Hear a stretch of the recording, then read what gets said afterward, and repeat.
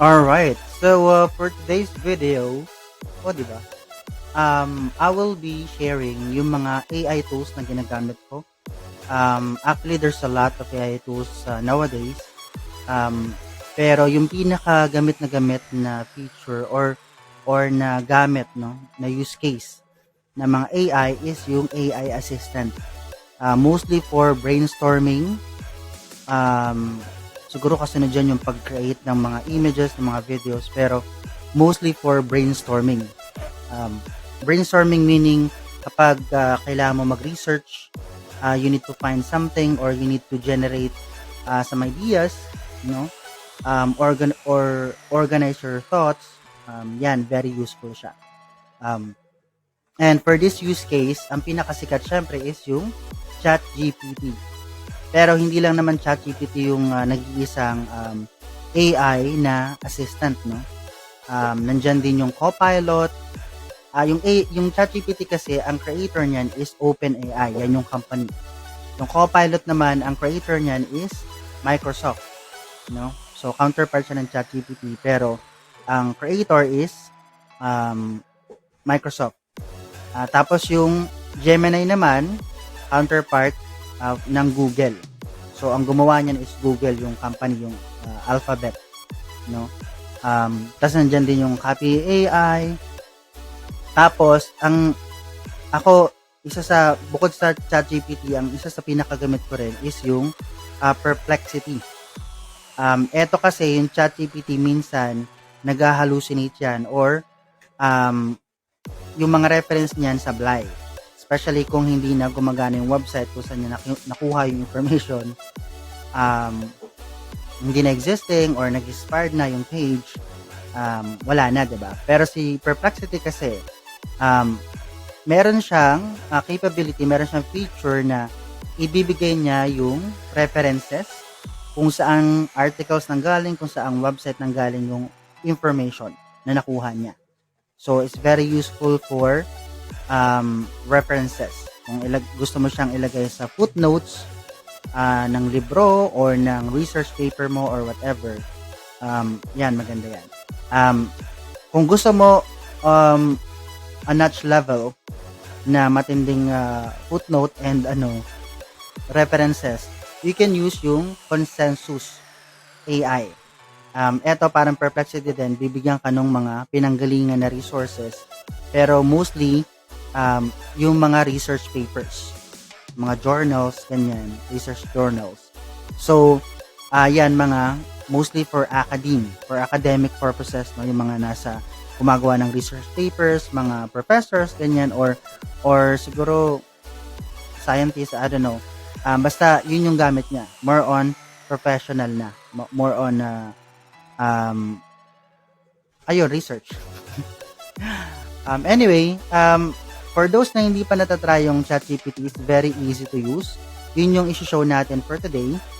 Yung mga nabanggit ko kanina siguro sa mother day na. Before, yung ChatGPT na nagsa-start pa lang siya, you need to create an account para mag-start gamitin siya. But now, hindi na. Pagka-click mo lang dun sa, pagkapunta mo lang sa website nila, which is chatgpt.com, you can start using it na. So, ano ba yung mga gamit niyan?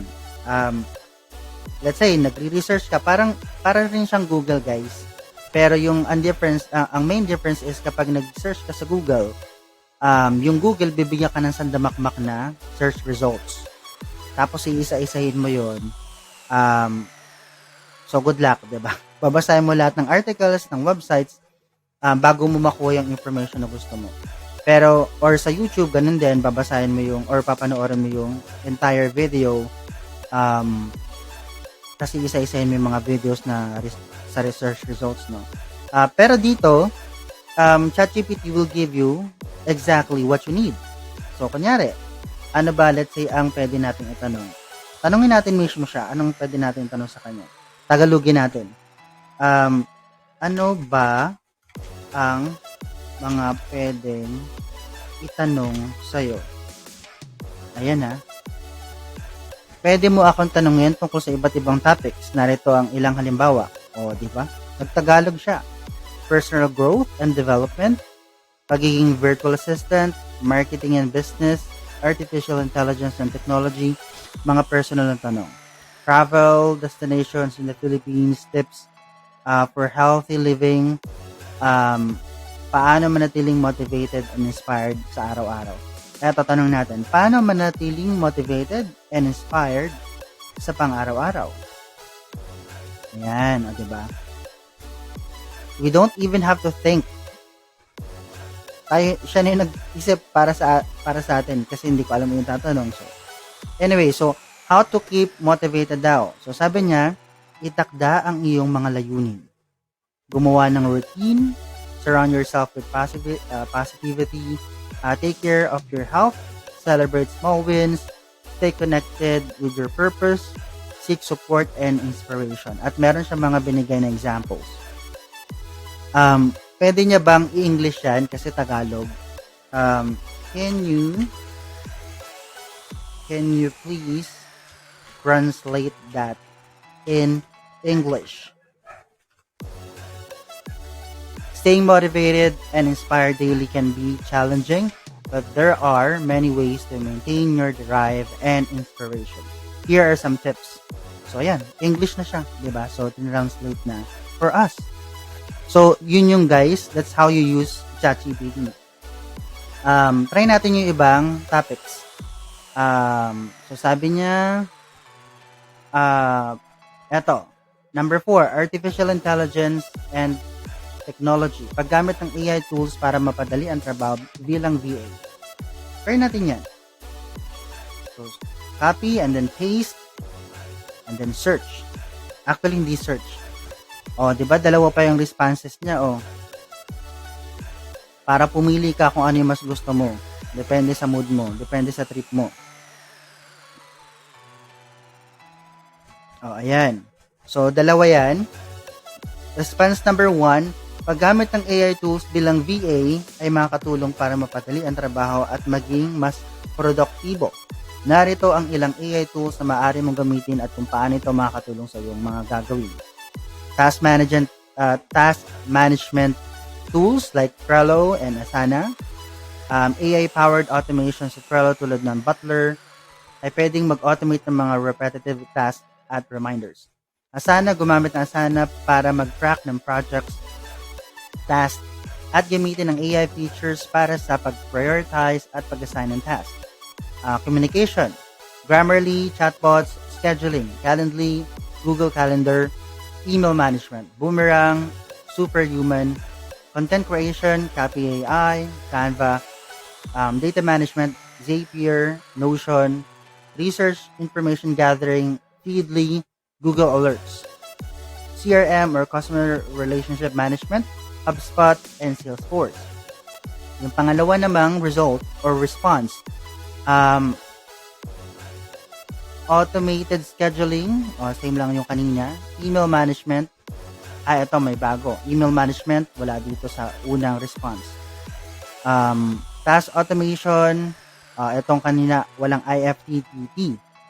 Content creation, same. Customer support, chatbots, yes. Data organization, Notion, Airtable na dagdag. Social media management, ito wala rin to sa kanina. Hootsuite and Buffer. Research and data gathering, same. Answer the public, ito another tool, no? So, as we can see, bibigyan ka pa niya ng response. So, bakit niya to ginagawa? Para mas makilala ka niya further. Ano ba yung mga trip mo sa buhay? Ano yung mga preference mo na sagot? Para next time, magtanong ka sa kanya, mas makapagbigay siya ng relevant na answer. No, di ba? Unlike yung sa Google na iisa-isahin mo, tapos hindi mo pa alam kung di ba, sensible yung or reliable yung information. Ito hindi mo naman masabing 100% reliable. Syempre, don't believe everything that you see online. Pero yung ChatGPT kasi meron siyang machine learning. So ibig sabihin, it learns as it goes or as it evolves. So habang tumatagal, pagaling siya ng pagaling sa pagbibigay ng answer. So anyway, yun lang naman for today.